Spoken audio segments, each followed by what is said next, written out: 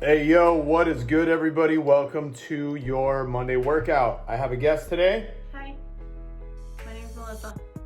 This is Melissa. It's me. All right, she tested the workout for us today, literally right now, and we'll get into that in a moment. First of all, I would like to talk about our skill portion for today. Last couple weeks, we've talked about strict pulling often. We have identified that it's very important. It's something, regardless of skill or fitness level, you should continue prioritizing during this time of quarantine. Upper body strict pulling is a skill that most people do lose and lose very quickly if they don't train often. And we know that many of you, male or female, getting strict pull-ups, getting bar muscle-ups, getting ring muscle-ups, different pulling related high skill gymnastics exercises are of major priority for a lot of people. Hence why continuing to do upper body strict pulling is of very big importance during this time of quarantine. Whether that's bent over row, whether that's doing rows with cinder blocks, opening the tool shed and using whatever you find in there.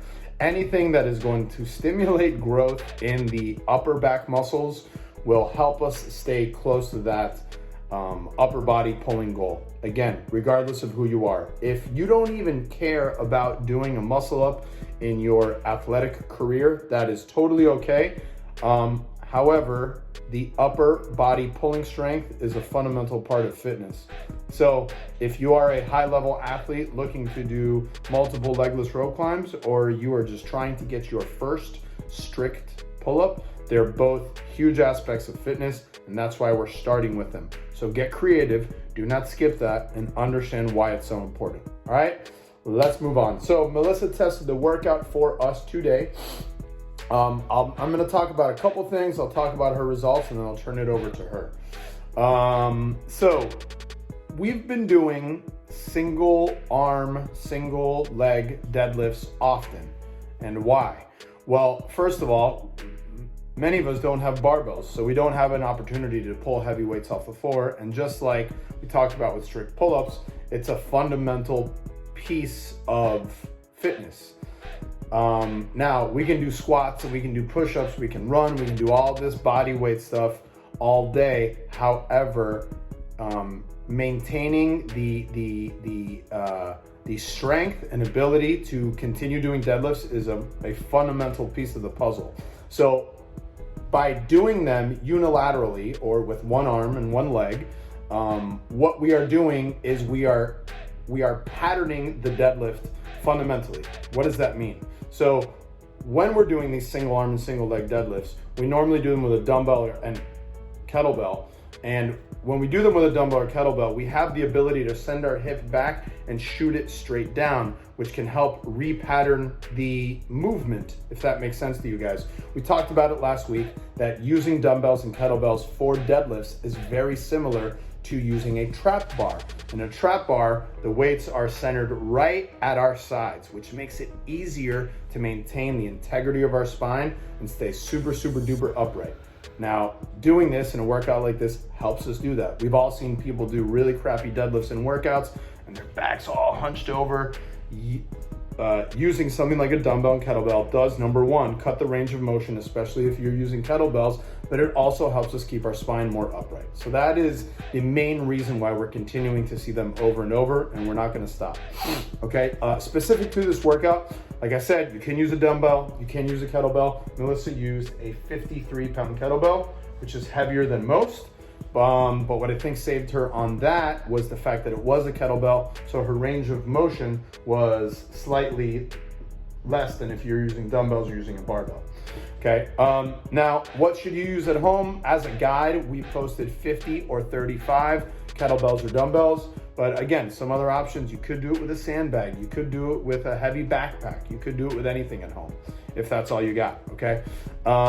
We have a 80-foot shuttle sprint. So what does that mean? It means you run out to 80 feet and back. It's not 40 feet, You're not doing 20 feet 4 times. You're going to 80 feet and you're coming straight back each time.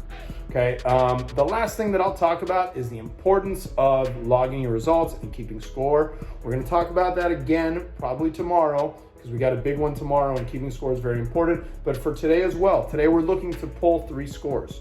So for today, we have 2 rounds of 15 with the left arm, 15 with the right arm, and 30 Russian swings. You rest 1 to 1. So you take the equal amount of rest that took you to get the 2 rounds, you rest that time period. So if it took you 4 minutes, you rest 4 minutes, right? Yep. Yeah. All right. And then I was like, is that a trick question? the second piece, 2 rounds of an 80-foot shuttle sprint and 20 Russian swings. If that took you 4 minutes, you rest 4 minutes. You're a genius. I know. And going into our last here. piece is 80-foot shuttle sprint, 20 Russian swings, 30 single arm deadlifts, 60 Russian swings, 30 single arm deadlifts, 20 Russian swings, and 80-foot shuttle sprint. So if you see, look at it, our last piece is kind of a mix of the first 2 that we just did. I'm gonna stop talking because we have a special guest. Melissa, how was the workout? So it's actually a lot harder than I thought. When I first looked at it, I was like, oh, it's not gonna be that bad, but I honestly didn't notice the 60 Russian swings at the end of that workout, which got very spicy for me. So the first 2 rounds really weren't that bad. I moved through it pretty quickly, everything unbroken, without a problem. And that was actually 254, so it's quick enough to where you're not really feeling it. I was a little out of breath because you're obviously not pacing in under 3 minutes, but I was okay. I was like, oh, it's manageable. During the second portion of it, I did start to feel my grip.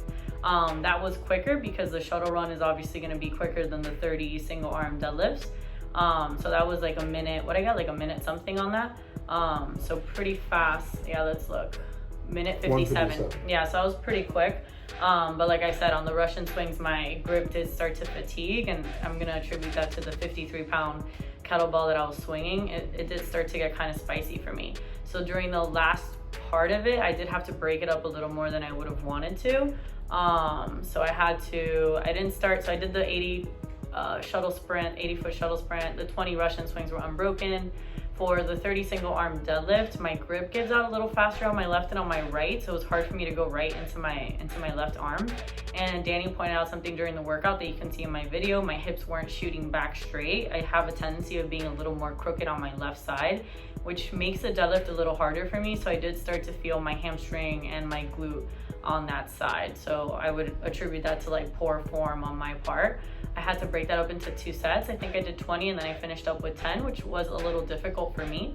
Going into the 60 Russian swings, my grip on my left arm was completely destroyed. So I got to 28 and I had to drop it. Then I got to 46 and then I finished up with the 60. So I had to break that into 3 sets just because of my forearm. The 30 on the right, of course, was like a little harder, but same thing. I did 20, 10. I pushed to keep it into 2 sets. And then the last 20 swings, I just did unbroken at that point. I did start to feel a little out of breath, but the thing I felt the most was really my forearms during this workout. Cool. Last thing I'll say is this. If you heard what Melissa said about doing the single arm deadlifts on the one side versus the other, she felt her hamstrings and her glutes more. And she said that was due to shitty form. And I'll say this, yes, but no, because when I'm watching someone do a workout like that, and if their movement pattern seems to be faulting, if it's really to their detriment, you'll typically hear them say, my back hurts. Mm-hmm. If someone is reporting that their hamstrings and glutes feel fatigued or tight or smoked, guess what? That's actually what we're looking for.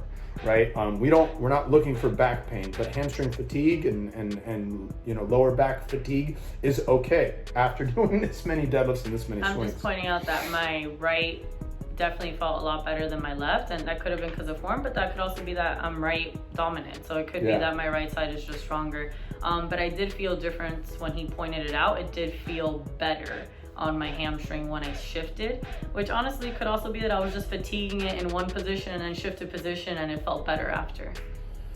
All right.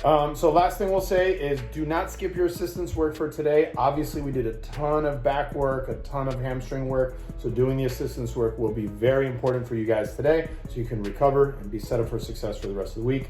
Thank you very much for participating. Too sweet? Too sweet. Please log your scores. Please post. We appreciate your guys' support. Peace. Bye.